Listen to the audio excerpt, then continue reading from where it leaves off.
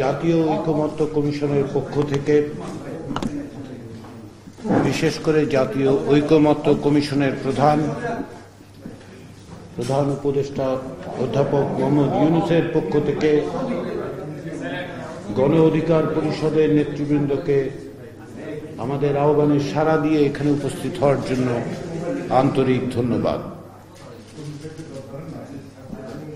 অন্তর্বর্তী সরকারের পক্ষ থেকে সংস্কার কমিশনগুলো তৈরির পর তার প্রক্রিয়ার সঙ্গে পরবর্তী সময়ে জাতীয় ঐকমত্য কমিশনের প্রচেষ্টার সঙ্গে আন্তরিকভাবে সহযোগিতা করার জন্য গণ অধিকার পরিষদের নেতৃবৃন্দকে, সংগঠন হিসেবে গণ অধিকার পরিষদকে আমি কমিশনের সকলের পক্ষ থেকে জানাই আন্তরিক ধন্যবাদ।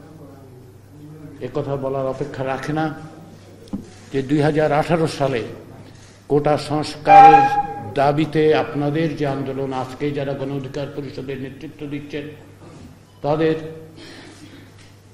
অকুতোভয় সংগ্রামের মধ্য দিয়েই ফ্যাসিবাদ বিরোধী আন্দোলনের একটা নতুন পর্যায়ের সূচনা হয়েছিল, যারই ধারাবাহিকতায় আমরা দেখতে পেয়েছি 2024 সালের কোটা সংস্কার আন্দোলন এবং পরবর্তী সময়ে একটি অভূতপূর্ব, অভাবনীয় একটি গণ অভ্যুত্থান।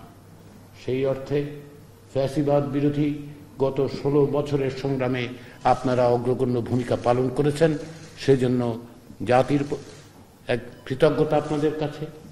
আপনাদের যে ভূমিকা, সে ভূমিকা নিঃসন্দেহে আমাদের সকলের স্মরণে থাকবে। আমরা ইতিমধ্যে 39টি দলের কাছে থেকে মতামত চেয়েছিলাম, 35টি দলের কাছ থেকে মতামত পাওয়া গেছে। তারই ভিত্তিতে আমরা এই পর্যন্ত 19টি দলের সঙ্গে আলোচনা করেছি। আজকে গণ অধিকার পরিষদের সঙ্গে যে আলোচনা, সেটি হচ্ছে 20তম দলের সঙ্গে। আমাদের লক্ষ্য একটাই, এক অর্থে যে প্রচেষ্টায় আপনারা ছিলেন, যে প্রচেষ্টায় বাংলাদেশের মানুষ ছিল, এক অর্থে 53 বছর ধরে বাংলাদেশের মানুষ যে গণতান্ত্রিক আকাঙ্ক্ষাকে ধারণ করেছে, সেই আকাঙ্ক্ষাকে যেন বাস্তবায়ন করা যায়, তার পথ উন্মুক্ত করা যায়, যেন আমরা সকলে মিলে সম্মিলিতভাবে একটি গণতান্ত্রিক রাষ্ট্র প্রতিষ্ঠা করতে পারি, তারই অংশ হিসেবে এই আলোচনা। শুধুমাত্র সংস্কার কমিশনের প্রতিবেদন বা সংস্কার কমিশনের মতামত, সংস্কার কমিশনের সুপারিশই যথেষ্ট নয়। সকল রাজনৈতিক শক্তির, গণতান্ত্রিক শক্তিগুলোর জনমানুষের ঐক্যের মধ্য দিয়ে কেবলমাত্র আমরা বাংলাদেশকে একটি নতুন বাংলাদেশের দিকে অগ্রসর করতে পারব। কেবলমাত্র কাগজে আমরা কি লিখছি তা নয়, চর্চার মধ্য দিয়ে, অঙ্গীকারের মধ্য দিয়ে, প্রতিশ্রুতির মধ্য দিয়ে আমাদেরকে এই কাজে অগ্রসর হতে হবে।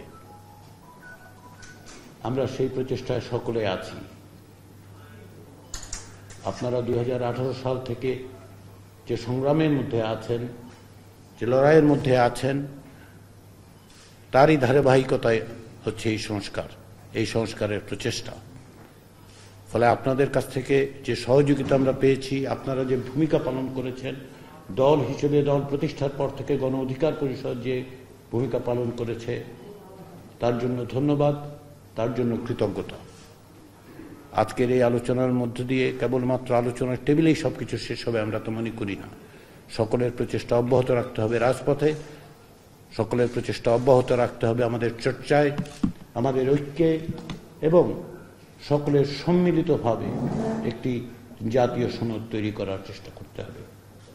ঐকমত্য কমিশনের লক্ষ্য হচ্ছে এই জাতীয় সনদ তৈরি করা, যাতে করে ক্ষমতার বিন্যাসে পরিবর্তন ঘটে, যেন বাংলাদেশ তার সমস্ত সম্ভাবনা নিয়ে জাগ্রত হতে পারে। আপনাদের নেতৃত্ব একসময় সেই পথ দেখিয়েছে, লক্ষ লক্ষ মানুষ তাতে যুক্ত হয়েছে। পরবর্তী সময়ে এই ধারাবাহিকতাকে অব্যাহত রেখেছে। আপনারা নিপীড়ন, নির্যাতন স্বীকার করেছেন, বরণ করেছেন। বাংলাদেশের মানুষ তরুণদের নেতৃত্বে প্রাণ দিয়ে যে সম্ভাবনা তৈরি করেছে, আসুন আমরা সকলে মিলে সেই সম্ভাবনাকে বাস্তবায়নের পথে অগ্রসর করি। সেই পথে, সেই প্রচেষ্টায় আমরা সকলে একত্রিত আছি, একত্রিত থাকব। একত্রিত থাকার তাগিদটা আমরা সবসময় জারি রাখব। সে কথা বলে আমি আবারও গণ অধিকার পরিষদের নেতৃবৃন্দ এবং গণ অধিকার পরিষদ সংগঠন হিসেবে আপনাদেরকে ধন্যবাদ জানিয়ে আমার বক্তব্য শেষ করছি।